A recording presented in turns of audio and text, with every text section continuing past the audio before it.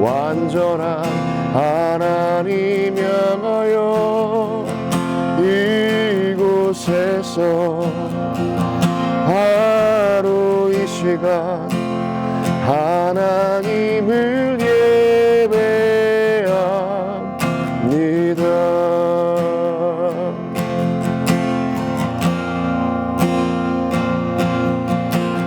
나는 하나님을 예배하는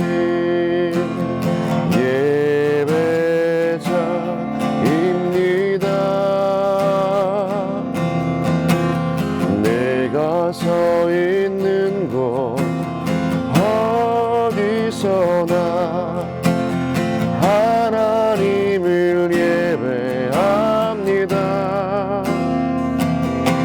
내 영혼 거룩한 은혜를 향하여 내 마음 완전한 하나님 향하여 이곳에서 바로 이 시간 하나님을 예배합니다. 내 영혼 거룩한 은혜를 향하여 내 마음 완전한 하나님 향하여 이곳에서 바로 이 시간 하나님을 예배합니다.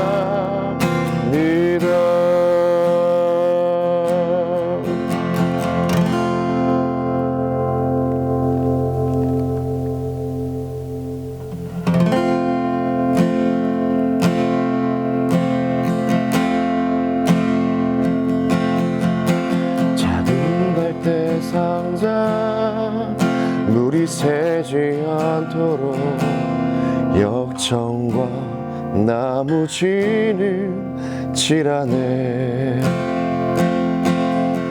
어떤 마음이었을까 그녀의 두 눈에 눈물이 흐르고 흘러 동그란 눈으로 엄마를 보고 있는 아이와 입을 맞추고 상자를 덮고 강가에 띄우며 간절히 기도했겠지. 정처 없이 강물에 흔들흔들 흘러내려가는 그 상자를 보며 눈을 감아도 보이는 아이와 눈을 맞추며 주저앉아 눈물을 흘렸겠지. 너의 삶의 참 주인 너의 참 부모이신 하나님 그 손에 너의 삶을 맡긴다. 너의 삶의 참 주인 너를 이끄시는 주 하나님 그 손에 너의 삶을 드린다.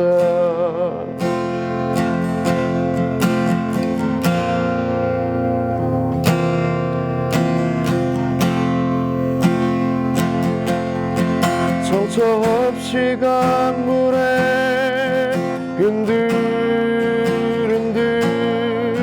흘러내려가는 그 상자 보며 눈을 감아도 보이는 아이와 눈을 맞추며 주저앉아 눈물을 흘렸겠지.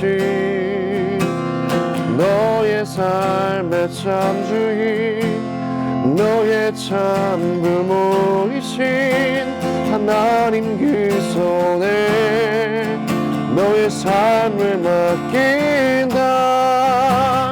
너의 삶의 참 주인 너를 이끄시는 주 하나님 그 손에 너의 삶을 드린다.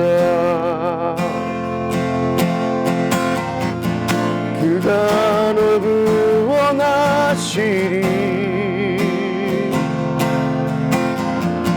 그가 널 이끄시리라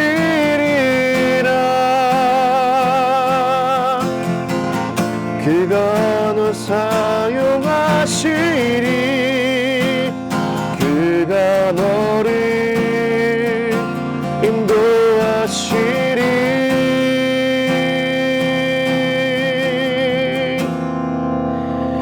너의 삶의 참 주인 너의 삶의 참 주인 너의 참 부모이신 하나님 그 손에 너의 삶을 맡긴다. 너의 삶의 참 주인 너를 이끄시는 주 하나님 그 손에 너의 삶을 드린다. 너의 삶의 참 주인 너의 참 부모이신 하나님 그 손에 너의 삶을 맡긴다. 너의 삶의 참 주인 너를 이끄시는 주 하나님 그 손에 너의 삶을 드린다. 주의 영원하신 파 함께하사 항상 너를 붙드시니 어느 곳에 가든지 요동하지 않음을 주의 팔을 의지하니라.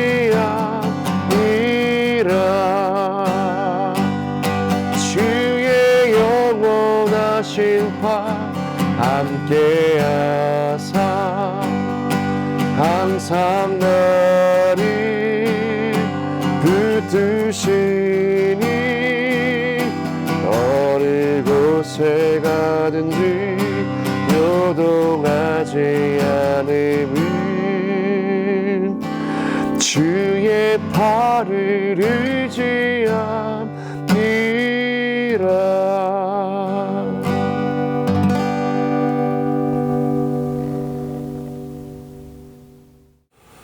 할렐루야, 반갑습니다. 오늘 또 이렇게 온라인으로 우리가 예배를 함께 드리게 되었는데요. 참 요즘 많이 세상이 시끄럽죠. 그 시끄러운 세상 속에서도 이렇게 우리가 지혜롭게 온라인으로건 또 다른 방법으로 하나님을 예배하는 그런 예배자들이 되기를 소망합니다. 네, 오늘은 출애굽기 1장 20절에서 21절의 말씀으로 히브리 산파들의 믿음이라는 제목으로 함께 말씀을 나누고자 합니다. 제가 출애굽기 1장 20절에서 21절의 말씀을 읽어드리도록 하겠습니다. 하나님이 그 산파들에게 은혜를 베푸시니 그 백성은 번성하고 매우 강해지니라. 그 산파들은 하나님을 경외하였으므로 하나님이 그들의 집을 흥왕하게 하신지라. 아멘. 네, 여러분 8월 15일을 기점으로요, 다시 한번 대한민국은 혼돈에 빠지게 되었습니다. 현 시점에서 어떤 특정 인물을 비방한다거나 원망해 봐야 이미 엎어진 물이기 때문에 더 이상의 비방과 더 이상의 그런 험담은 하지 않았으면 좋겠습니다. 그보다도 우리가 이런 시국에서 어떻게 살아가는 것이, 그리고 무엇으로 살아가는 것이 그리스도인으로서 살아가는 올바른 삶일지에 대해서 함께 고민해보고 또 말씀에서 그 해답을 찾아봤으면 좋겠습니다. 오늘 출애굽기 1장에 등장하는 인물들이 있습니다. 히브리 산파들이 등장을 하고요. 그리고 바로가 등장을 합니다. 바로는 명령을 내립니다.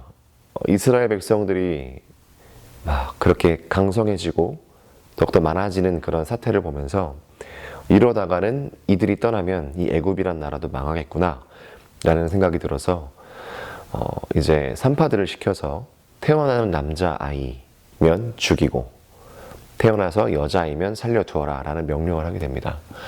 그런데 오늘 본문의 말씀처럼 그 산파들은요, 이스라엘 그 히브리 산파들은 하나님을 경외하는 사람들이었다라고 기록되어져 있죠. 성경에 기록되어 있는 것처럼 출애굽기 1장의 상황이 어찌 보면 오늘날의 상황과 좀 비슷한 부분이 있지 않을까 저는 생각을 해봅니다. 당시 애굽에서 이스라엘 히브리 사람으로서 살아간다라는 것은 마치 핍박의 자리에서 살아가는 것과 같은 것이었습니다. 심지어 어린아이들은, 그 중에 남자아이들은 태어나자마자 버림을 당한다거나 죽임을 당할 수밖에 없는 그런 안타까운 그리고 살벌한 시대를 살아갔었죠. 지금의 대한민국에서 내가 기독교인입니다 라고 이야기한다면 죽임까지는 아니겠지만 엄청난 핍박과 멸시 또 그리고 눈총을 받을 수밖에 없는 상황을 우리는 지금 살아가고 있죠. 이런 비슷한 시대를 먼저 살아갔던 이스라엘 사람들, 죽음을 눈앞에 두고 살아갈 수밖에 없었던 그 사람들은 어떻게 살았을까? 어떻게 행동했을까를 이 시간 말씀을 통해서 한번 짚어봤으면 좋겠습니다. 출애굽기 본문 1장 17절에 보니까 산파들은 하나님을 두려워했다고 기록되어 있습니다. 21절에는 산파들이 하나님을 경외하였다라고 기록이 되어 있죠. 히브리 산파들은 눈에 보이지 않는 하나님을 눈에 보이는 애굽의 바로보다 더 두려워했고 섬겼다는 그런 말입니다.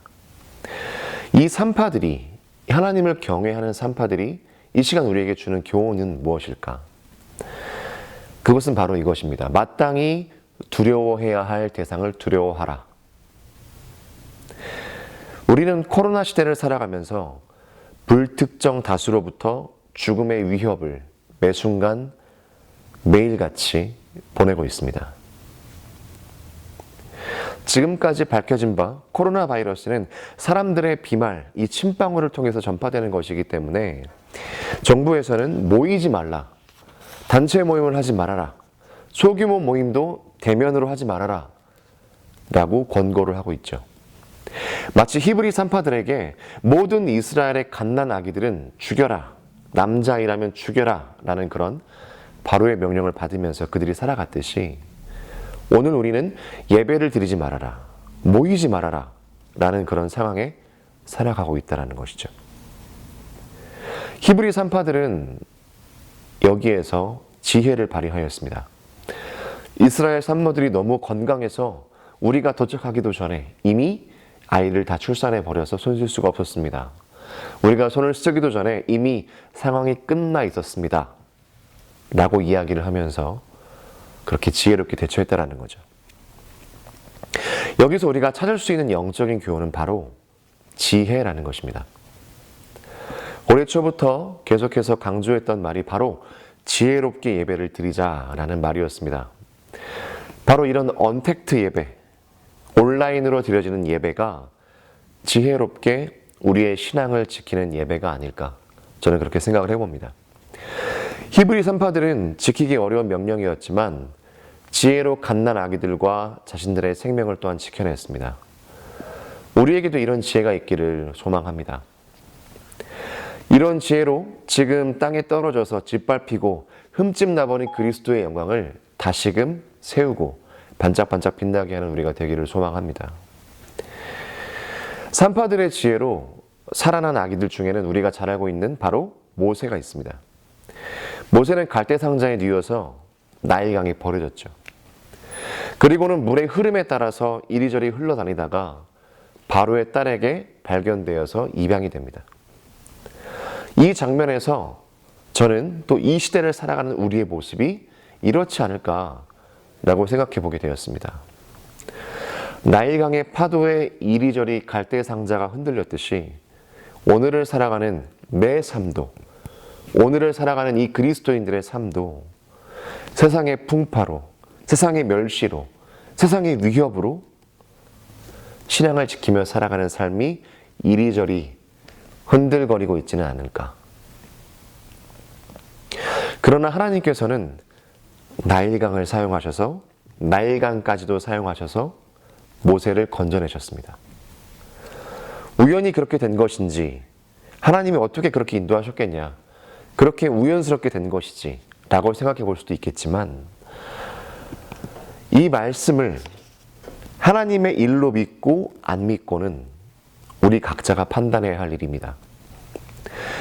그렇듯이 지금 우리가 이 코로나 시대를 살아가면서 신앙을 지키기 어려운 흔들림과 혼란 속에 있지만, 그럼에도 불구하고 우리를 인도해 가시는 하나님의 손길을 믿을지 안 믿을지는 바로 오롯이 우리의 몫이라는 것이죠. 믿는다면 우리가 예상해 볼 수 있는 결론은 모세의 삶을 통해서 유추해 볼 수 있을 것입니다. 지금 당장은 세상의 시류에 흔들려서 어지럽더라도 그 시류마저 운행해 가시는 하나님, 그 인도하심을 믿고 의지하는 우리가 되기를 소망합니다. 하나님께서는 분명히 약속하셨습니다. 끝까지 견디는 자에게 하나님께서 응답하실 것이라고. 끝까지 견디는 자에게 상 주실 것이라고.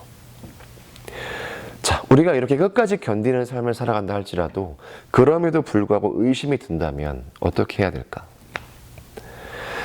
예수님과 예수님을 따라다녔던 제자들의 상황을 우리가 한번 생각해 봤으면 좋겠습니다. 예수님은 마태복음 16장 13절 이하에 제자들에게 이렇게 물으셨죠. 얘들아, 사람들이 나를 누구라고 하니? 이에 제자들은 각기 자기가 들었던 예수님의 이름에 대해서 말을 합니다. 누군가는 요한이라고, 누군가는 엘리야나 예레미야 같은 선지자라고 이야기합니다. 그렇게 대답하자 이에 예수님은 다시 제자들에게 묻습니다. 그래? 그렇다면 너희는 나를 누구라고 하니? 여기서 우리가 잘 알고 있듯이 베드로는 이렇게 대답하죠. 주는 그리스도시요 살아계신 하나님의 아들이십니다. 라고요. 여러분, 우리가 예수 그리스도를 주님이라 고백하며 따라가는 삶이 분명 쉬운 삶은 아닙니다. 누군가는 예수의 이름으로 정치를 하려 하는 사람들도 있을 것이고, 예수의 이름으로 장사하려는 사람도 있을 것입니다. 누군가에게는 이 예수라는 이름이 돈벌이나 자신의 사리사욕을 채우고 나의 이념을 실현하기 위한 그런 이름에 불과할 수도 있습니다. 만약 우리가 신앙생활에 있어서 이렇게 살아가는 것이 맞는가? 왜 예수 믿는 사람들이라고 하면서 왜 저 사람들은 그리스도인이라고 하면서 저렇게 행동할 수 있을까? 이런 생각과 의심이 드는 것은 어쩌면 당연할 수도 있습니다. 세상은 자신들의 입맛에 맞게 예수 그리스도를 돈으로, 명예로, 그리고 권력으로 부르고 이용하고 있으니까요. 그러나 베드로의 고백은 이 와중에도 명확하게 우리에게 외쳐지고 있습니다. 주는 그리스도시요 살아계신 하나님의 아들이십니다. 세상이 자신들의 입맛에 맞게 예수의 이름을 돈으로, 권력으로, 명예로 부른다 하더라도 우리 안에 베드로의 이 고백이 있다면, 주는 그리스도시요 살아계신 하나님의 아들이십니다 라는 이 고백이 있다면 결코 의심하고 헷갈릴 수 없습니다. 우리가 믿는 예수님은 분명 그리스도이시면서 살아계신 하나님의 아들이시기 때문입니다. 여러분, 주는 그리스도시요 살아계신 하나님의 아들이십니다라는 이 믿음의 고백을 지키면서 오늘도 이 히브리 산파들처럼 지혜롭게 하나님을 경외하며 예배자로서, 그리고 이 코로나 시대를 살아가는 그리스도인으로서 오늘 하루도 그리고 이번 한 주간도 승리해 가시는 저와 여러분 되시기를 소망합니다. 기도하겠습니다. 사랑의 주님, 오늘 말씀을 통하여 히브리 산파들이 가졌던 그 믿음이 무엇인지, 그리고 이 시대를 살아가는 우리가 가져야 할 믿음이 무엇인지 다시금 돌이켜보았습니다. 하나님, 히브리 산파들은 죽음의 위협 앞에서도 그들이 두려워하는, 그들이 믿어 의심치 않은 하나님에 대한 신앙을 포기하지 않았습니다. 예수님을 따르던 수많은 사람들이 예수님은 선생님입니다. 예수님은 랍비십니다. 예수님은 예언자이십니다. 그렇게 수많은 다른 이름으로 불렀음에도 베드로만큼은 주는 그리스도시요 살아계신 하나님의 아들이십니다 라고 고백했던 것처럼 우리에게 그러한 믿음의 고백이 있을 수 있도록 도와주옵소서. 히브리 산파들처럼 흔들리지 않는 믿음, 베드로처럼 주님을 직시하며 주님을 바라보며 우리의 믿음의 고백을 다할 수 있는 이번 한 주간 될 수 있도록 도와주옵소서. 우리의 삶이 이 세상을 향한 빛과 소금 되기를 소망합니다. 이 땅에 떨어져서 짓밟혀서 너무나 더러워진 예수 그리스도의 명예를 다시 한번 세우고 깨끗이 닦아낼 수 있는 우리의 삶이 될 수 있도록 축복하여 주옵소서. 이번 한 주간의 삶을 그렇게 인도해 가실 하나님을 믿습니다. 그리고 예배합니다. 그리고 주님을 찬양합니다. 사랑합니다. 예수 그리스도의 이름으로 기도드렸습니다. 아멘. 네, 여러분 좀 어떠신가요? 이렇게 온라인으로 정말 비대면하면서 예배 드리는 거는 처음인 것 같은데요.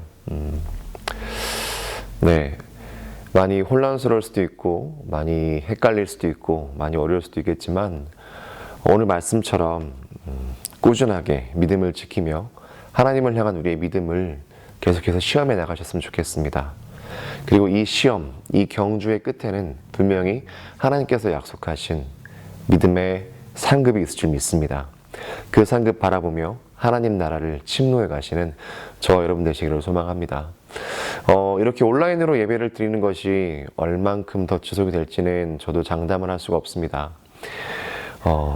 국가에서는 여러 가지 다른 이야기들을 많이 하고 있지만 우리 영도교회에서는 국가에서 이야기하는 것에 휘둘리지 않고 계속해서 이 예배 자리를 지켜나가고자 합니다. 여러분들께서도 각자 계신 삶의 자리에서 이 예배를 항상 지키시며 삶의 예배를 포기하지 않으시는 여러분이 되셨으면 좋겠습니다. 모임 금지가 풀려도 우리는 계속해서 온라인과 현장 예배를 동시에 진행을 하고 있으니까 여러분들께서도 혹시나 두려운 마음의 현장 예배를 참석하지 못하신다 하더라도 온라인으로 함께 예배를 드려주시고 온라인으로 함께 만났으면 좋겠습니다. 네. 그리고 주일 예배 때마다 영도교회 계정이나 아니면 저의 계정으로 예배가 함께 생중계되고 있으니까요. 그 예배에 참여하시면서 함께 댓글로나 또 여러 가지 그런 참여하실 수 있는 방법으로 함께 동참해 주셨으면 감사하겠습니다. 네, 이제 오늘 8월 23일을 지내고 나서 9월달이 되고 9월달이 되면 이제 각자 학기가 개강을 하시는 분들도 계실 것이고 또 여러 가지 삶의 자리에서 다시금 예전에 보냈던 그런 일상으로 돌아가시게 되는 분들이 많으실 텐데 그 모든 일상 속에서도 계속해서 사회적 거리두기와 또 그런 생활 속 거리두기를 유지하시면서 그렇게 지킬 걸 지키면서 마스크 착용하시고 지킬 걸 지키시면서 이 세상을 향한 그리스도인으로서 빛과 소금으로서의 역할을 잘 감당해 가시는 저와 여러분 되시기를 소망합니다. 이상으로 모든 예배 마치도록 하겠고요. 주기도문 하고 모든 예배 마치도록 하겠습니다. 하늘에 계신 우리 아버지, 아버지의 이름을 거룩하게 하시며 아버지의 나라가 오게 하시며 아버지의 뜻이 하늘에서와 같이 땅에서도 이루어지게 하소서.